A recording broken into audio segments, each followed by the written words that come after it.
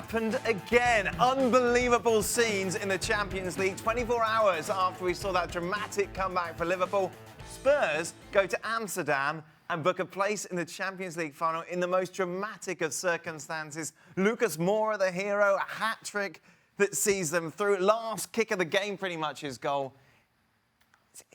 I think it hinged on half-time. Looked at, you know, Wanyama hasn't played much football, and it showed. And I think it got to a stage where he just had to... They were 2-0 down, 3 on aggregate. He just had to say, right, listen, we're just going to go for it. Yeah. Right? Llorente on, we'll flank him with Moura and Son. We'll have a... You know, we'll have a body down in midfield. We've got no hold in midfielder, but we're up against it, so we need to go for it.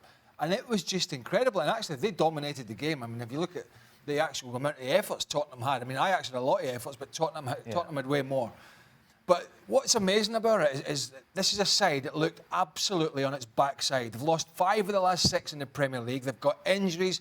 The squad's thin, and it looked that way. So to muster that amount of energy and passion and quality to get this done was just absolutely brilliant. It was so strange because after yesterday and all the excitement yesterday, we kind of sat and we watched the game, and it was just like, it's all feels a bit, an anticlimax. And then all of a sudden, the second half.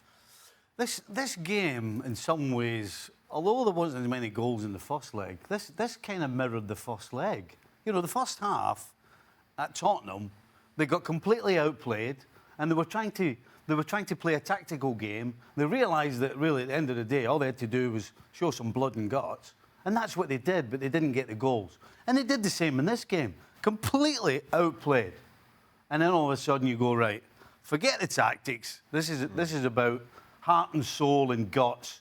We'll play 3 in the middle. We'll get the ball forward when we can and just get after it. And, of course, another miracle.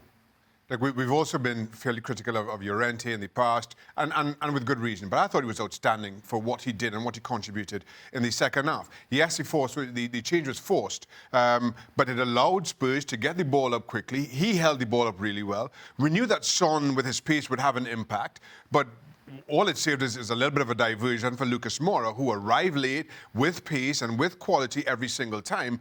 I thought Spurs and their response to the second half was simply fantastic. And one that I ask for all the praises that we've heaped on them, and rightly so, to get this far in the competition, to be ahead as they were in the first half, weren't really able to adjust. The young players, their youth, their inexperience, again, which we've praised so much, weren't able to make the adjustments needed for Spurs' response. They weren't sure how to play the game other than on the front foot.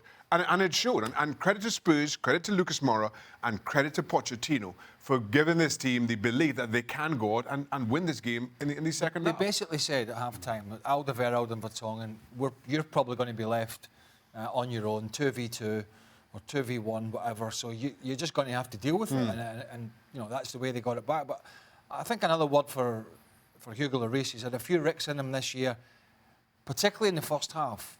Memory serves me right, he pulled off some great saves. Yep. He pulled off some really, really big saves at crucial times. I know they hit the post as well, but he pulled off some big saves at big moments in the game. I thought in the second half, you see exactly that from Hugo Lloris, which I can identify, in that, you know, everybody's going to push forward. I'm going to have 2 centre-halves. Yeah. Every time the ball comes over, I'm going to come for it, regardless. And you saw that at times he got a hand to it, and it wasn't pretty, but you know, as a goalkeeper, when you throw in bodies forward, that's what you're going to have to do. You're going to have to come when you're not supposed to come. You're going to put yourself in positions that you wouldn't ordinarily do. And even when he did that, even when he flapped it crosses, he was able to make the second save and contribute in that way. And it just spoke to Spurs' response. And again, as a keeper being in that position, when you know what's asked of you and you know how you're going to go about your business, you just do without complaint and trust the others to do their jobs. And that's what they did.